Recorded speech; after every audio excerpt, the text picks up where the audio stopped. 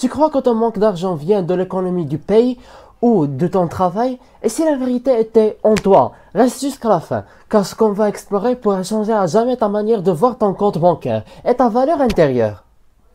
L'estime de soi, bien plus qu'un concept psychologique. L'estime de soi, ce n'est pas juste se sentir bien, c'est ta manière inconsciente de te percevoir, de te percevoir.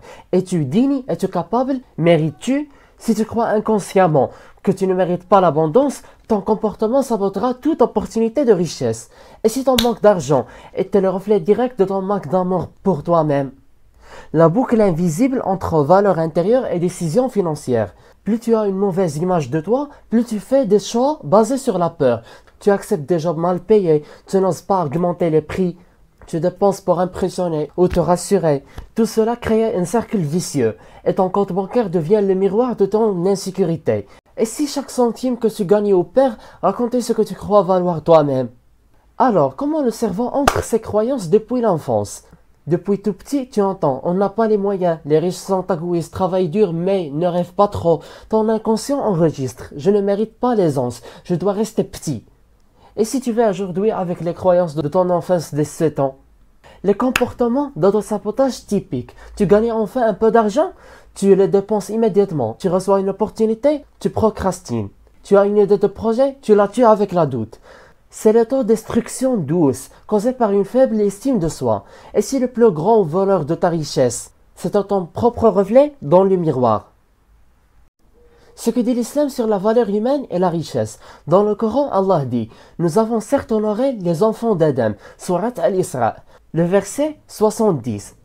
Ton honneur ne dépend pas de ton compte en banque, mais si tu nies ta propre valeur, tu nies ce qu'Allah t'a offert. L'estime de soi en islam, c'est de reconnaître que tu es un calife sur terre et qu'il n'y a aucune honte à chercher la subsistance avec dignité. Et si croire en ta valeur était une forme d'adoration? Donc je te donne des outils pratiques pour reconstruire ton estime et ton portefeuille. Premièrement, les affirmations financières ancrées dans ta foi. Je mérite la baraka par mon travail honnête. Deuxièmement, entoure-toi de personnes qui te voient plus grand. Troisièmement, commence petit, mais avec constance. Quatrièmement et dernièrement, fais du tawakkul, pas de la passivité. Et si, au lieu de chercher plus d'argent, tu devenais la personne qui attire l'abondance? Le fait de transformer la perception, c'est lui-même de transformer la réalité. Quand tu changes la manière dont tu te vois, tu changes naturellement ce que tu acceptes, ce que tu vises, ce que tu tolères. Et donc ton revenu change aussi. Et si ton compte en banque n'était qu'un effet secondaire de ton identité intérieure? En guise de conclusion, l'estime de soi est la racine invisible de la richesse. Tu veux plus d'argent?